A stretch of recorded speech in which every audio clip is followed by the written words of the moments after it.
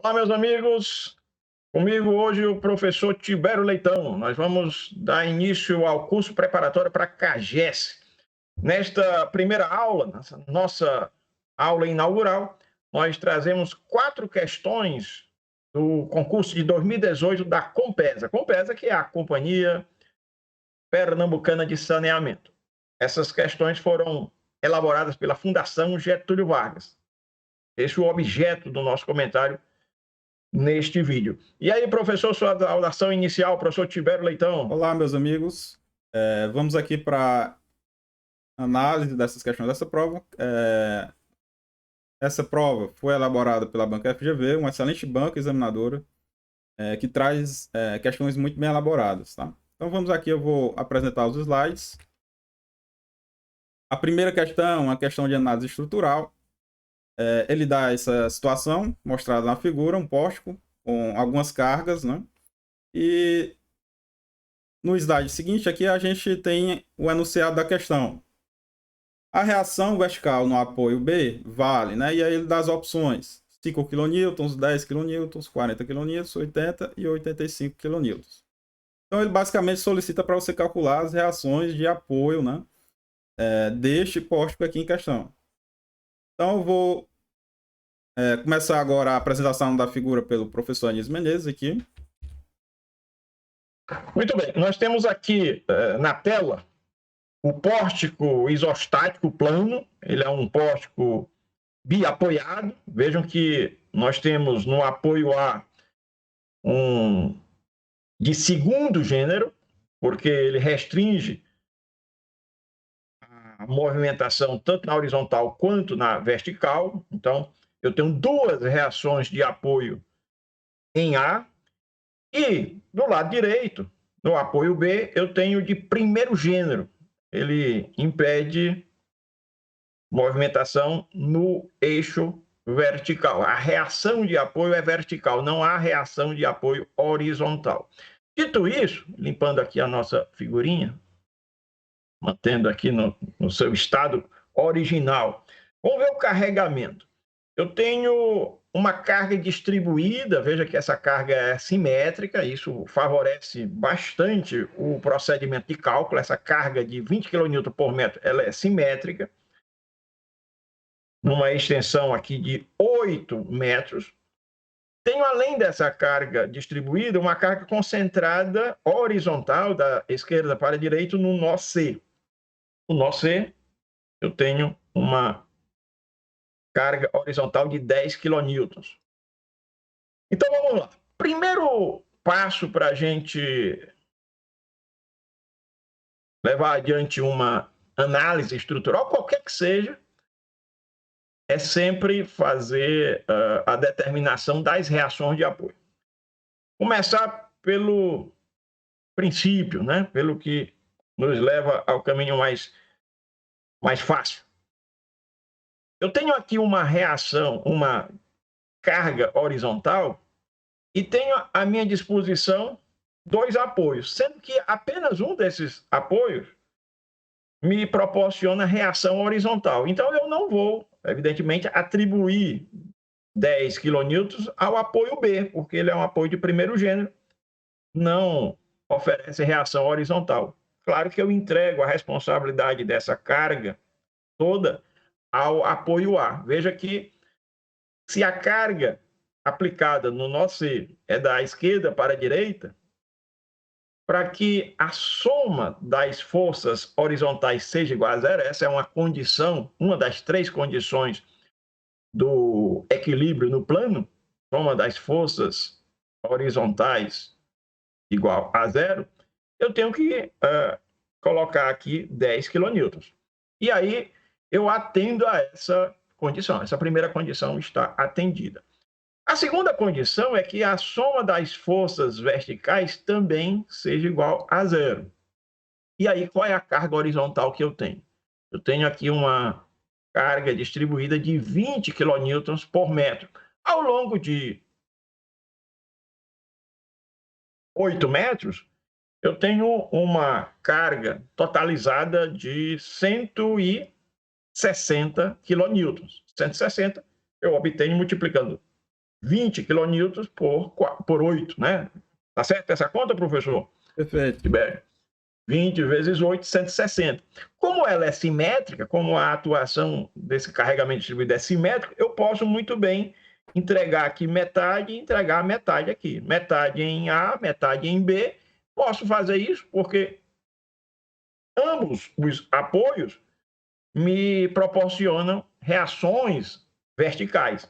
E aí eu entrego aqui a metade de 160, 80 quilonewtons, e a outra metade eu atribuo a B. Acontece, porém, que ao compor esse conjunto das duas cargas horizontais, eu tenho um braço de alavanca. Então, veja, embora a primeira condição, somatória das forças horizontais igual a zero, embora essa condição esteja sendo atendida, contemplada, esse par, ele constitui um conjugado. Constitui um conjugado e conjugado produz momento. E aí eu tenho que equilibrar dentro da terceira condição, somatório dos momentos em relação a um ponto, e eu elejo esse ponto pela conveniência, somatório de momento também tem que ser igual a zero.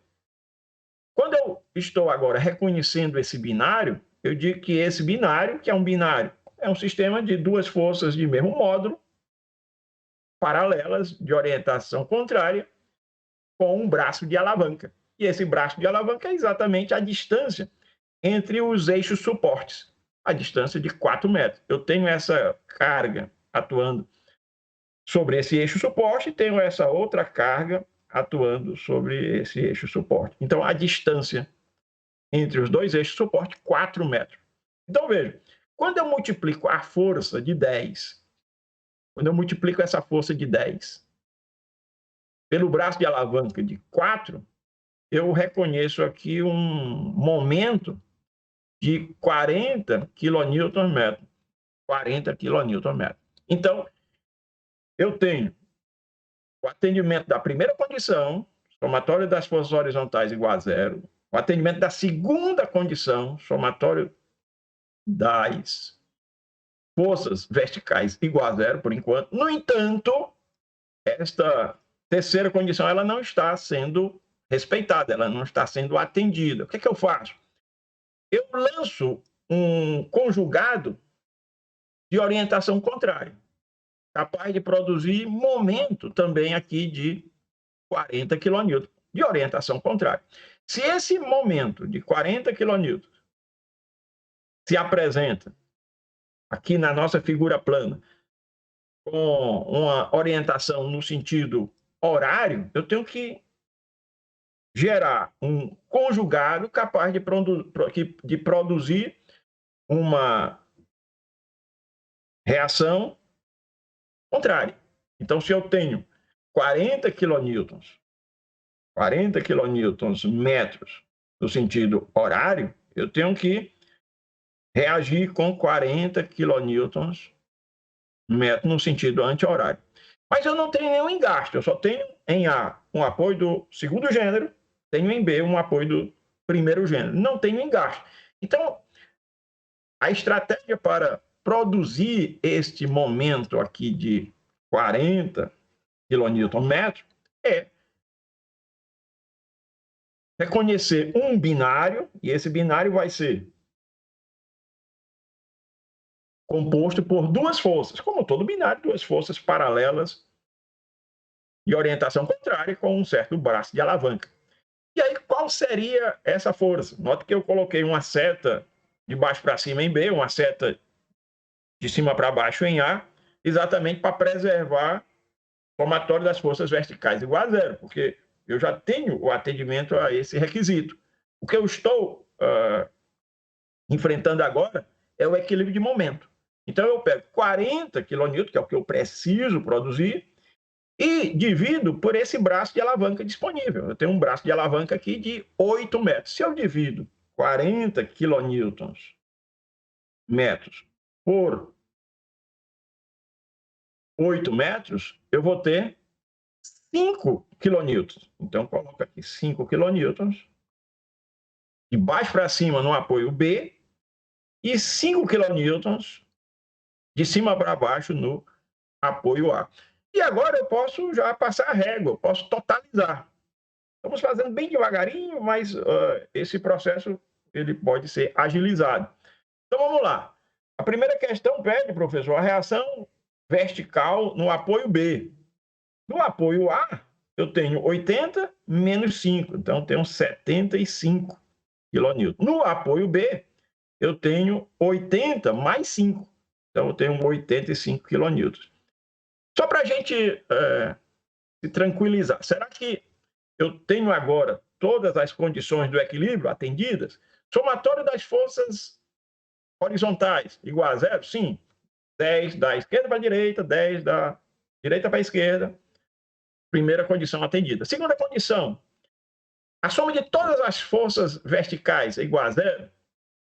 Eu tenho 160 de cima para baixo, tenho 160 de baixo para cima. 75 mais 85, 160. 20 kN vezes 8 metros, 160. Então, segunda condição atendida, contemplada. E, por fim, eu tenho 40 kN produzido pelo binário de 10 e tenho também 40 kN produzido pelo binário de 5 com 8 metros de barra de alavanca. E aí sim, checamos, confirmamos, conferimos e a resposta é: a reação vertical no apoio B vale 85 kN. Algum comentário adicional, professor Tibério? Eu adicionaria uma breve explicação, que esse aí, pessoal, é a aplicação de uma maneira simples, mas bastante esclarecedora do princípio da superposição dos efeitos. Então, basicamente, o que se faz é, a gente considerou o efeito de cada uma das cargas separadamente, e ao final aplica, né, juntamente os efeitos que cada uma das cargas produz. Então, quando você aplica o princípio da superposição dos efeitos, a gente obtém algo similar. O princípio é esse aí, você analisa cada carga separadamente e aplica os efeitos conjuntamente ao final. Então, o de 20 causa o de 80 kN, e a aplicação lateral da carga de 10 kN causa, né, os efeitos de 5 kN que o professor Nis calculou. E aí, pela superposição dos efeitos, a gente tem o resultado final. Então é isso. Muito bem. Muito bem. Professor, só um acréscimo. Nós poderíamos ter desenvolvido esse procedimento dentro daquela formulação algébrica, né? Escrevendo 3 equações. Sim. Com 3 incógnitas. Eu tenho 3 incógnitas aqui, que é a reação horizontal em A reação vertical em A, a reação vertical em B. 3 incógnitas. E tenho 3 equações. Eu poderia ter montado as 3 equações e aí desenvolvido o cálculo do sistema de equações. São equações lineares. Mas é muito mais trabalhoso. Nesse procedimento que nós compartilhamos aqui, o processo é intuitivo. Você vai desenvolvendo dentro daquela lógica, como você bem frisou, princípio da superposição das forças e dos efeitos produzidos por ela. Ok? É isso mesmo? É isso. Aqui nos slides, pessoal. Só voltar aqui para os slides para a gente ver o gabarito. Pronto. Então a gente tem gabarito letra E. Tá, pessoal? 85 kN, ele pergunta a reação vertical no apoio B. Então, a segunda questão, certo? Os valores em módulo dos momentos fletores nos pontos C e D do pórtico são, respectivamente, e aí ele dá as opções aqui, né? 0 e 20 kN, 0 e 120 kN, 20 kN, perdão, né? 20 metros vezes kN, né? Que é o momento fletor. Então a gente tem essas opções. Vamos voltar novamente aqui para o pórtico para fazer a análise, tá, pessoal? Pessoal, coloquei novamente a tela limpinha, tá certo? Só para a gente conduzir aqui a segunda questão. A segunda questão trata do mesmo pórtico isostático plano. Eu vou pedir só que você me ajude aí a recuperar as reações. de memória aí. Eu tenho 85 aqui, não foi 85 isso? no apoio B e 7... Inclusive, essa é a resposta Isso. da questão anterior. 85, que é a reação vertical no apoio B, que é o apoio do primeiro gênero. No apoio A, eu tenho uma reação vertical de 75 kN e tenho uma reação horizontal de 10 da direita para a esquerda, 10 kN. Muito bem. E aí ele pede, na questão atual, os valores em módulo dos momentos fletores, em C e em D. É isso mesmo, professor? Isso. O C é este ponto aqui, esse ponto. E o D, esse outro ponto. São os dois pontos. Né? A gente está falando nó, de vez em quando a gente fala nó, mas não são nós articulados. Tá? Nós não temos rótulas aí. Não são nós articulados. Eu falo nó, mas no sentido de dizer ponto. Então, eu tenho dois pontos, C e D, dois pontos, e quero determinar o momento fletor. Na hora do concurso, é importante que a gente busque o caminho mais simples, né? O caminho mais fácil. Eu posso fazer o cálculo indo da esquerda para a direita ou indo da direita para a esquerda. Tanto faz. Da esquerda para a direita ou da direita para a esquerda tem que dar o mesmo resultado. Quem tiver tempo, faça das duas maneiras para checar o resultado. Mas, para você realmente acertar, basta desenvolver num sentido. Quais são as forças? Vamos pegar aqui inicialmente o ponto C. O ponto C. Quais são as forças que estão à direita do ponto C? E aí você pergunta, a força que incide no ponto C, eu considero para fins de cálculo do momento fletor? Não, não considero. Por quê? Porque não há braço de alavanca. Se eu observo aqui essa carga de 10 kN da esquerda para a direita, essa carga externa atuante da esquerda para a direita de 10 kN, ela passa exatamente pelo ponto C. Assim também, esta carga vertical de baixo para cima de 75. Veja que a reta suporte, ela contempla o ponto C. Então, esta carga não produz momento em C, esta carga aqui também não produz momento em C. Remanesce, portanto, apenas uma carga, que é uma carga pontual, capaz de produzir momento em C. Se eu faço o produto da força pelo braço de alavanca, eu obtenho um momento. Então, vamos escrever um momento em C, momento fletor em C. Momento fletor é aquele momento que produz flexão, produz tensão normal. Momento em C vai ser 10, valor da força. Que força? Essa força aqui. 10 kN vezes o braço de alavanca. E o braço de alavanca é a distância da reta suporte da força até o ponto. Essa distância, que eu vejo aqui, 4 metros. Então, fazendo aqui a conta direitinho, quanto é que dá, professor? Dá para fazer até de cabeça, não dá não? Essa dá.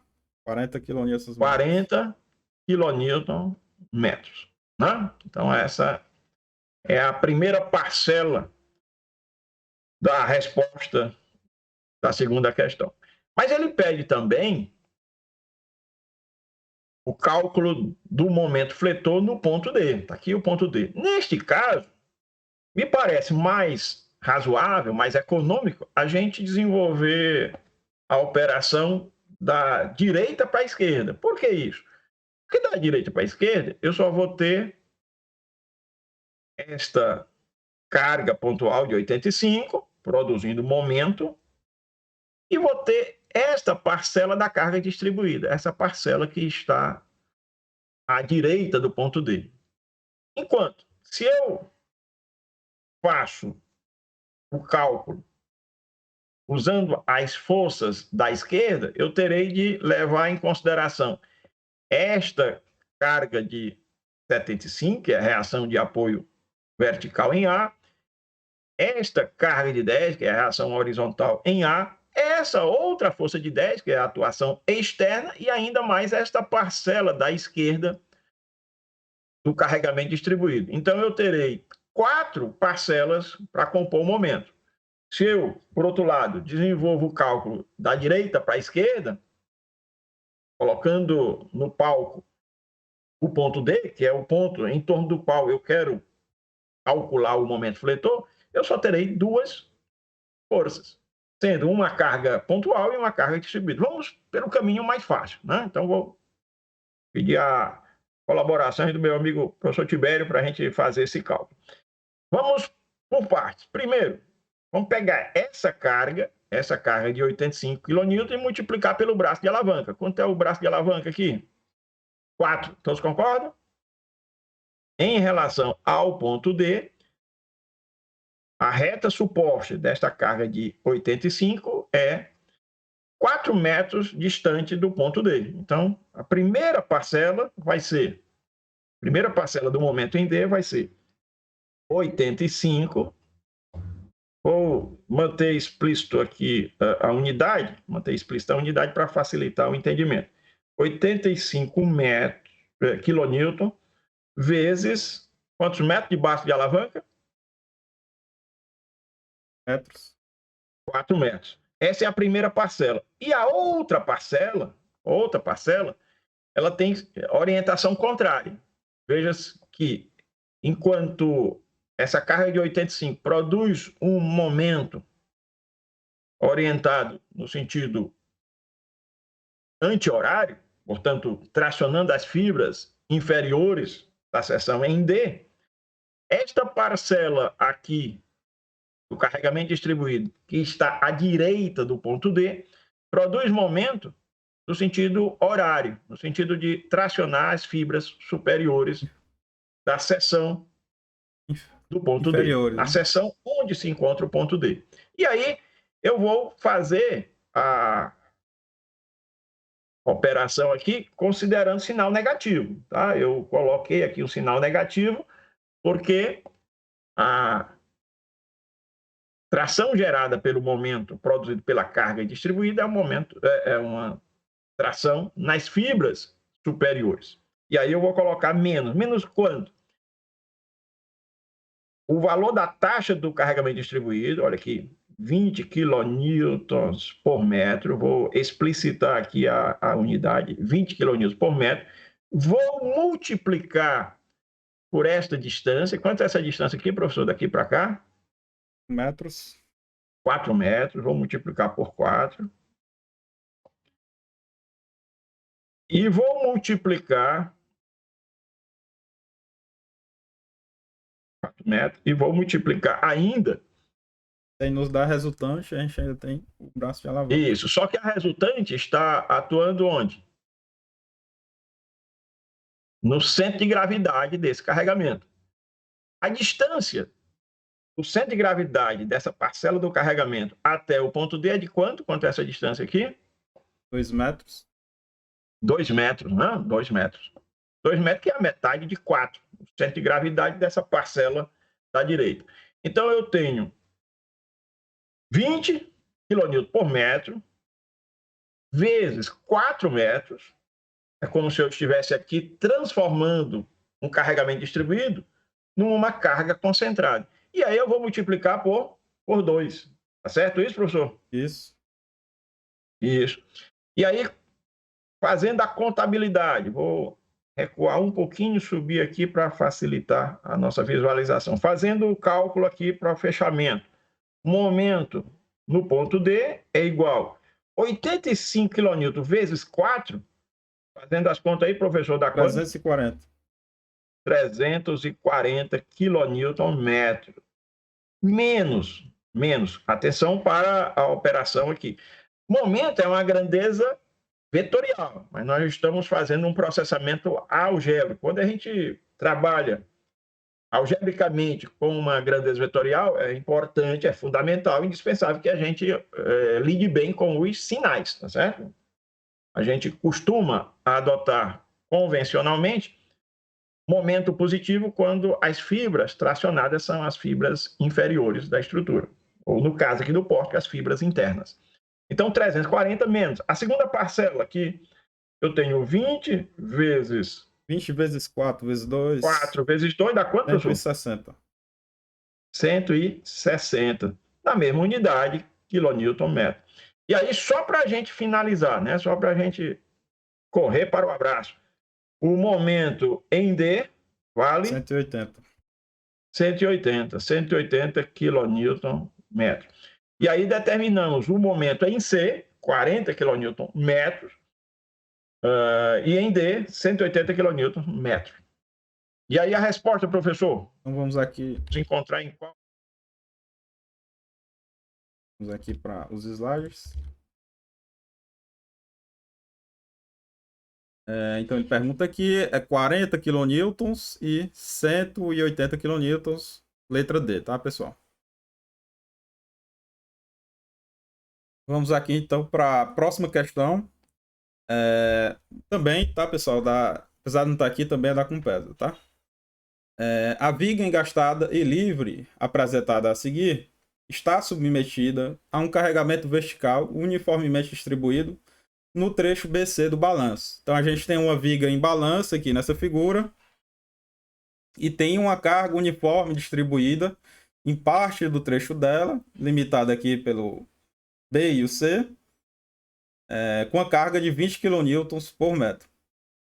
E ele diz ainda o seguinte: desconsidere o peso próprio da viga em comparação a essa solicitação. Então a gente não precisa considerar, né, o peso próprio, né, que implicaria numa carga também distribuída ao longo da viga. Então basicamente a gente tem que analisar essa viga somente com essa carga distribuída que foi fornecida. Então, continuando, ele diz o seguinte: sobre o diagrama de esforço cortante, então a gente está analisando o esforço cortante na viga, é correto afirmar que o trecho AB possui um esforço cortante nulo, o trecho BC possui um esforço cortante constante, o trecho AB é constante igual a 40 kN, no trecho BC varia linearmente de 0 a 20 kN, e no trecho BC varia segundo o polinômio de segundo grau. Então é basicamente uma questão que precisaria entender, né, o diagrama de esforço cortante com base na carga externa em uma viga em balanço. Então, vou passar aqui novamente aqui para a apresentação.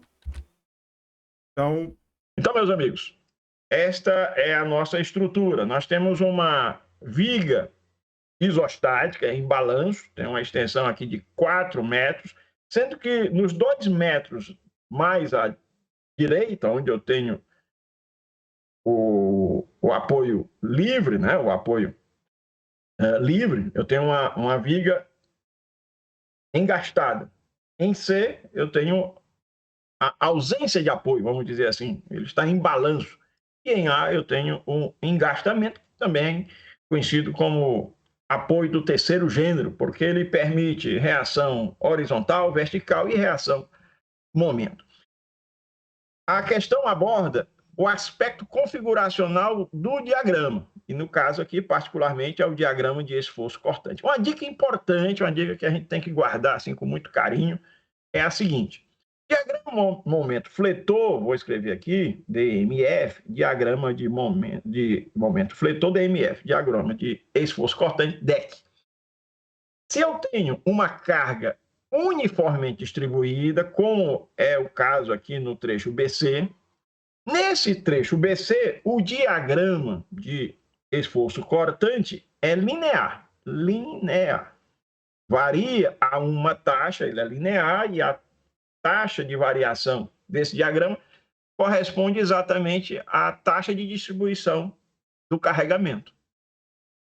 Nesse mesmo trecho BC, quando agora eu confecciono o diagrama de momento fletor, DMF, o aspecto é de uma parábola do segundo grau. Parábola do segundo grau. Professor, neste caso, ele coloca várias alternativas para a gente analisar cada uma delas, né? E eleger aquela que está correta. Não é isso? Isso. E aí a gente verifica. Neste caso, vou limpar aqui um pouquinho para a gente ter mais conforto aqui. Vou só limpar a sujeira que eu fiz no desenho.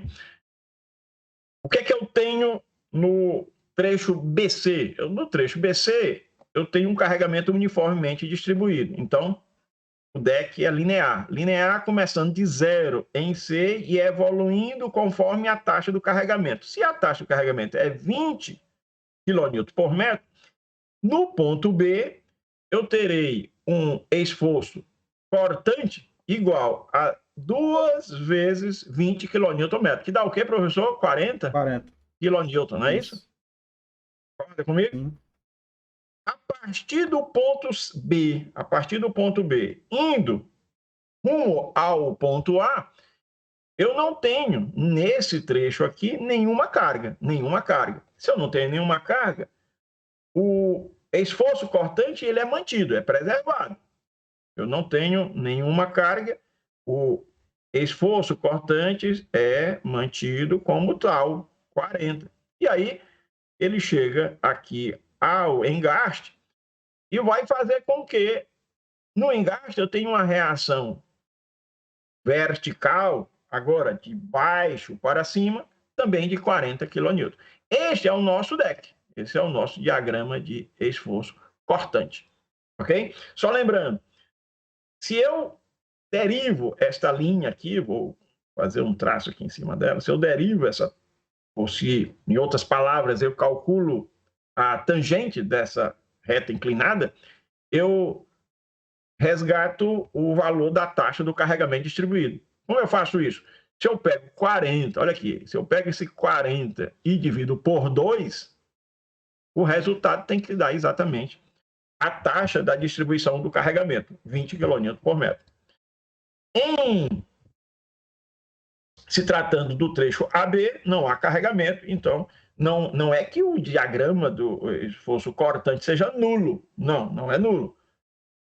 Mantém o mesmo valor. Por quê? Porque a derivada de uma constante é zero. Né? Eu não tenho carregamento.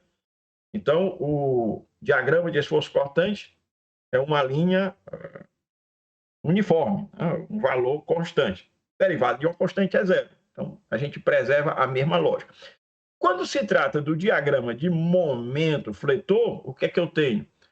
Eu tenho 1 grau acima do diagrama de esforço cortante. Guardem isso também, porque é muito útil, é muito relevante. Se eu tenho de BC, no trecho BC, um diagrama linear para o deck, eu vou ter uma parábola do 2º grau para o DMF, diagrama de momento fletor. Se eu tenho um diagrama de esforço cortante constante de A até B, significa que nesse trecho o diagrama de momento fletor é linear, 1 grau acima. Se eu tenho um grau 0 no trecho AB, eu vou ter grau 1 para o diagrama de momento fletor. Professor, vamos ler cada uma das alternativas. Eu tenho aqui na letra A o seguinte texto.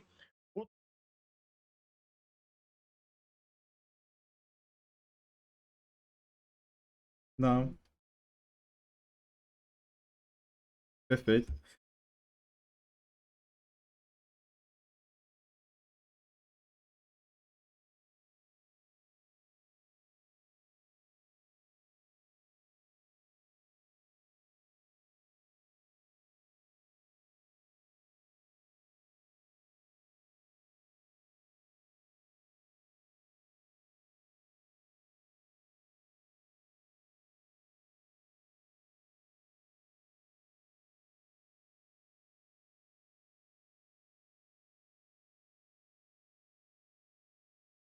Isso, Né? isso. Nós vamos consagrar aqui a letra C. Anguísio. No trecho AB, o DEC, né? O diagrama de esforço cortante, é constante, igual a 40 kN. Ele trata aqui na questão somente do diagrama de esforço cortante. Na letra D, no trecho BC, o diagrama de esforço cortante varia linearmente de 0 a 20. No trecho BC varia linearmente, mas é de 0 a 40, né? Isso. Se você for ao pé da letra, de B até C, varia linearmente de 40 até 0. Você concorda, professor? Sim. Mas seja de B para C, seja de C para B, a evolução é de 0 a 40 ou de 40 a 0. Nenhuma condição de validar a letra D. A letra E, por derradeiro, tem que no trecho BC varia segundo um polinômio do segundo grau. O que varia conforme uma parábola do segundo grau é o diagrama de momento fletor. Cuidado com essa pegadinha. A questão trata do esforço cortante e o que varia conforme a parábola é o diagrama de momento fletor. Professor, já podemos ir para a próxima, né? Essa é a questão que merece ser assinalada na letra C de casa. Isso. Eu adicionaria, só, pessoal, só complementando a explicação, no caso de a gente ter, né, no carregamento uma carga externa constante, a gente teria uma descontinuidade aqui no diagrama de esforço cortante. Então, só esse caso, como não apareceu, não é o caso da questão, mas se tiver, a gente tem uma descontinuidade equivalente ao valor da carga que está sendo aplicada naquele ponto. Então, se houver uma carga pontual, uma carga concentrada, exatamente, professor, muito bem lembrado.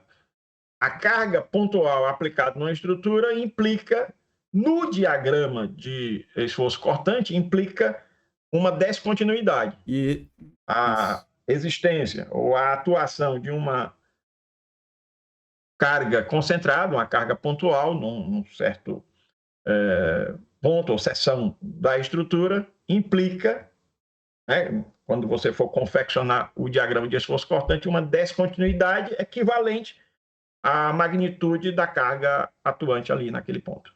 Perfeito. E no caso, o momento fletor varia linearmente. Só complementando também, né? Então vamos aqui para a próxima questão, tá, pessoal? Admitindo-se, deixa eu passar aqui para os slides, perdão. Admitindo-se que a viga apresentada possui seção transversal retangular. Então é a viga do caso anterior, tá, pessoal? É a mesma figura. Ele vai solicitar agora outro quesito. Admitindo-se que a viga apresentada possui seção transversal retangular de dimensões de 20 cm por 40 cm, base vezes altura, sendo o eixo da flexão paralelo à base, o valor da máxima tensão normal de tração encontrada na seção transversal da viga junto ao engaste é de... E aí ele dá as opções aqui. Então, uma questão que correlaciona, né, pessoal, o assunto aí de cálculo de momento fletor juntamente com o cálculo de tensão axial na viga, tá? Então, vou passar aqui novamente para a apresentação. Muito bem, meus queridos. Fórmula essencial, que é a fórmula da flexão. Isso aqui a gente tem que guardar também assim com muito carinho, com muita delicadeza. A tensão normal na flexão. O que é tensão normal na flexão? É a tensão produzida pelo momento fletor. O momento fletor produz tensão normal, assim como momento torsor produz tensão de cisalhamento. Aqui, tensão normal em decorrência de momento fletor. A fórmula é essa, é a famosa fórmula da flexão. É o momento fletor dividido pelo momento de inércia. O momento de inércia é uma característica geométrica da seção, vezes a distância do eixo até o ponto que eu estou considerando. Neste caso, a questão pede a tensão máxima, não é isso, professor? Isso. A tensão normal máxima. Sigma é a tensão normal. Tensão normal máxima ocorre nas bordas, seja na borda superior, seja na borda inferior. Neste caso aqui, eu tenho uma seção transversal de quanto? Você me confirma aí, professor Tibério? 20 por 40. 20 por 40. Então, é uma seção retangular. 20 de base e 40 de altura. Eu vou colocar aqui um eixo, né? Um eixo baricêntrico, né? Um eixo baricêntrico. O centro de gravidade está bem aqui. Esse eixo é um dos eixos principais de inércia. Então, se você for posicionar a viga, convém que você prestigie a maior dimensão na vertical. Por quê? Porque favorece um maior momento de inércia. O momento de inércia não depende da magnitude do momento fletor. O momento de inércia é uma característica da seção.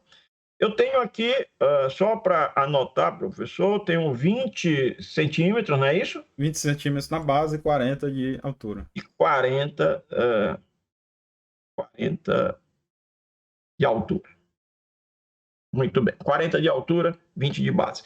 Momento de inércia, é importante guardar essa expressão. Vamos lá. E para a seção retangular, é BH3 sobre 12.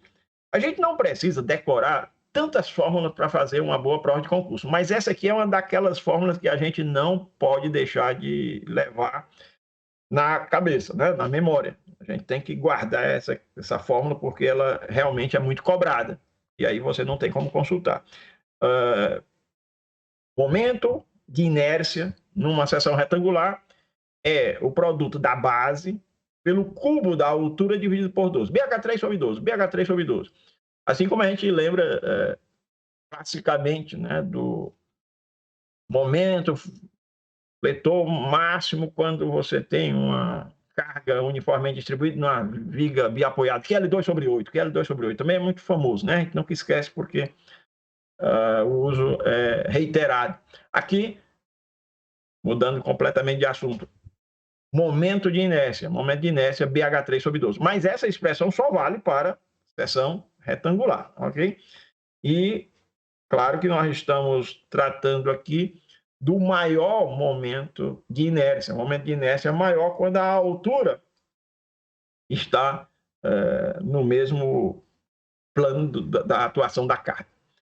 E aí, se a gente aplicar, professor, você teria uma colaboração aqui conosco nos valores? Vamos lá. O B, é claro que a gente vai fazer aqui só para agilizar o cálculo usando a máquina, né, calculadora, mas na prova você não usa calculadora, é bom treinar bastante sem a calculadora. Aqui só para a gente agilizar, quanto é a base? 0,2, não é isso? Isso, 0,2 vezes 0,4 ao cubo. 0,4 eu elevo ao cubo e divido por 12, né?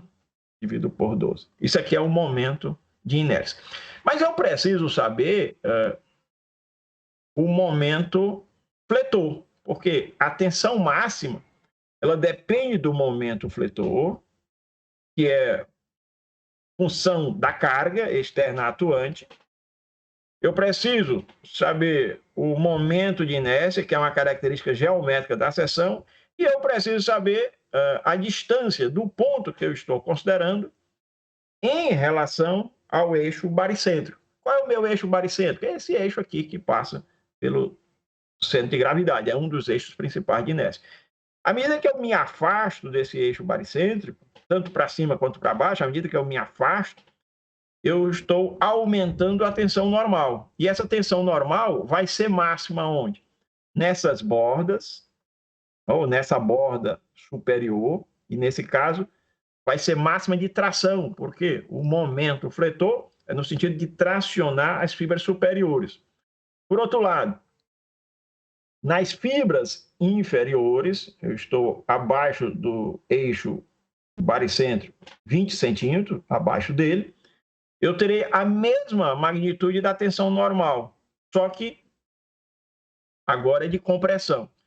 Em cima, aqui, nessa borda superior, nessa borda superior, eu tenho tração, na borda inferior, eu tenho compressão. Esse conjunto que a gente denomina de flexão. Flexão é quando eu tenho tensão normal desuniformemente distribuída. Naquela seção, eu não tenho uma tensão normal uniforme, porque se for tensão normal uniforme, eu digo ali que é uma ação axial, é uma ação normal. Nesse caso, eu tenho uma tensão normal que varia, né? E essa tensão normal, ela é nula ao longo desse eixo. Se alguém perguntar, ela é nula em algum ponto? Sim, ao longo de todos os pontos desse eixo, ao longo de todo esse eixo baricêntrico, a tensão normal é zero. E é zero por quê? Porque o Y é zero. O Y é zero. Porque o Y é a distância do ponto considerado ao eixo baricêntrico. Agora é só substituir os valores, mas precisamos antes, professor Tibério, determinar o valor do momento fletor, não é não?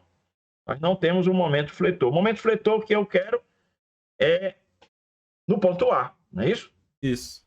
A maneira mais simples de fazer esse processo, né, já que a gente aqui não precisa confeccionar o diagrama de momento fletor, ele não está pedindo diagrama de momento fletor, poderia até pedir, mas não está pedindo.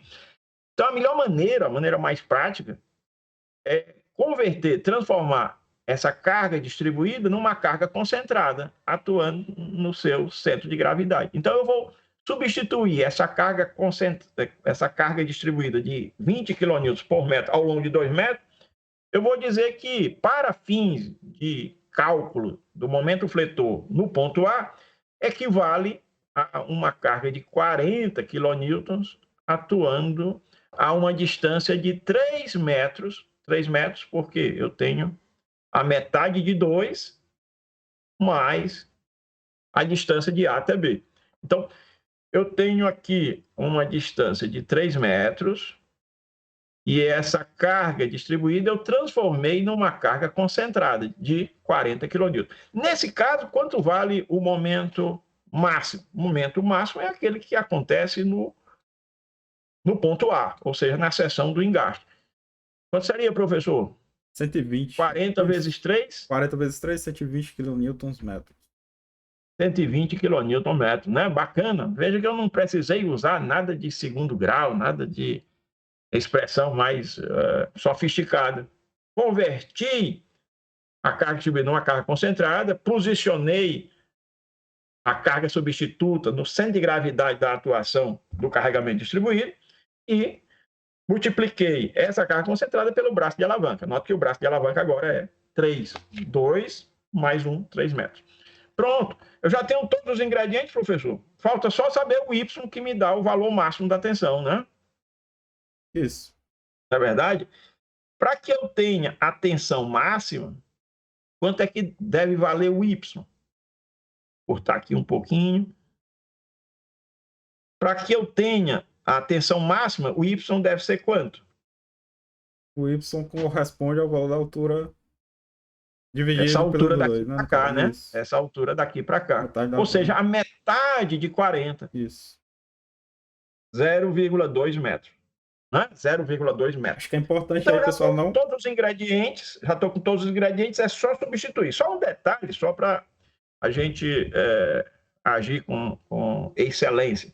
Quando eu calculo o momento de inércia, essa grandeza ela é dimensional. Como eu estou usando metro para a base, metro para a altura, pH3 sobre 12, isso aqui resulta na unidade metro elevado à quarta potência. Metro elevado à quarta, ok? Só para a gente preservar aí a compatibilidade dimensional. E agora é só simplesmente substituir, fazendo o cálculo com muito cuidado, para a gente chegar à resposta correta. Então, vou escrever aqui, tensão normal máxima. Ele pede a tensão normal máxima de tração. Eu sei que a tração acontece na parte superior da seção, do meio para cima, eu tenho tração. Por outro lado, do meio para baixo, eu tenho compressão. Ó, vou riscar aqui outra cor. Neste retângulo que está acima do eixo central, eu tenho uma zona tracionada. Por outro lado, quando eu venho para cá, abaixo, eu tenho uma zona comprimida. É isso mesmo, professor? Isso, no caso aí do engaste é isso mesmo, né? Nem sempre. No caso do engaste é isso mesmo, perfeito. Por quê? Porque as cargas atuantes, no caso a carga distribuída atuante, ela é vertical de cima para baixo, então ela traciona nessa viga engastada, traciona as fibras superiores. Então, eu quero calcular a tensão máxima de tração, eu venho para o Y medido daqui para cá. E quanto vale o Y, professor? 0,2 metros, né? Isso. A metade de 40, a metade de 40. Vamos substituir os valores. Eu tenho aqui 120. Vou preservar as unidades, tá? 120 kN dividido por... Vou manter todos os todos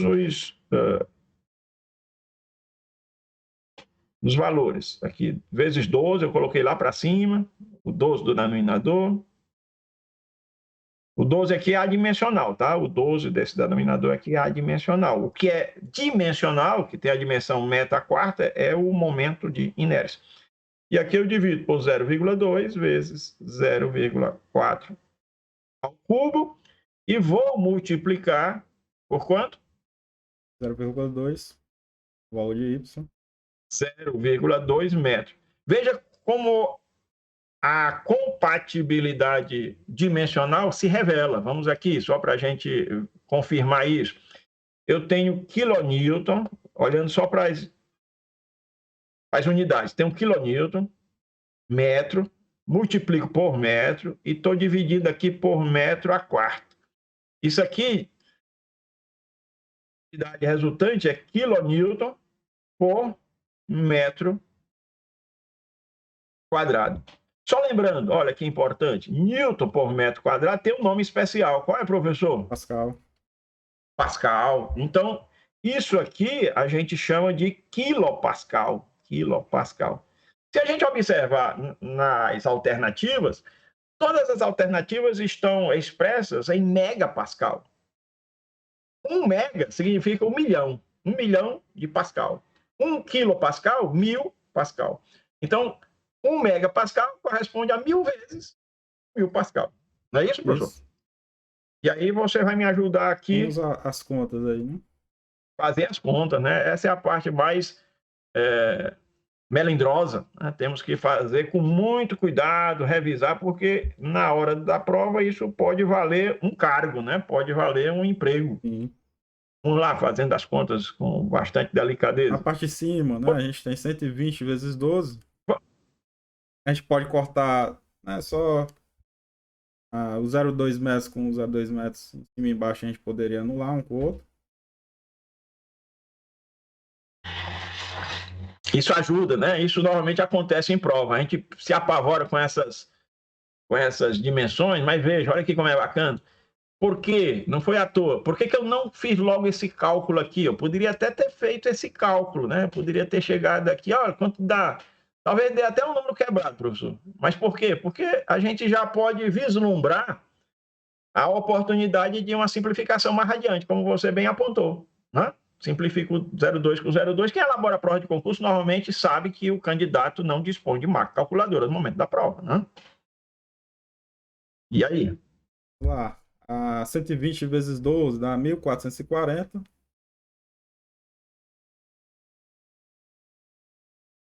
A resposta que a gente vai encontrar bem aqui vai ser em quilopascal. Aí depois a gente vai transformar para megapascal. O resultado que eu obtenho fazendo essa operação se expressa em quilopascal. Perfeito. Dividindo por 0,4 ao cubo, daria 22.500 quilopascal, né? Ou quilopascal. Só que as alternativas, todas elas estão em megapascal. É só pegar 22.500 e dividir por 1000. Aí eu escrevo quanto, professor? 2,5 megapascal. 22,5 megapascal. Veja, numa brincadeira dessa, nós já ganhamos 4 questões da mesma prova. Compesa, Companhia Pernambucana de Saneamento. Perfeito. Algum comentário, professor? O que a gente deve destacar aqui de mais relevante para a gente guardar no coração e para sempre? Essa fórmula. Essa fórmula aqui, ela é muito prestigiada nas provas. Essa fórmula aqui, ela é conhecida como fórmula da flexão. Fórmula da flexão. E ela fornece o quê? A tensão normal decorrente do momento fletor. É a fórmula da flexão.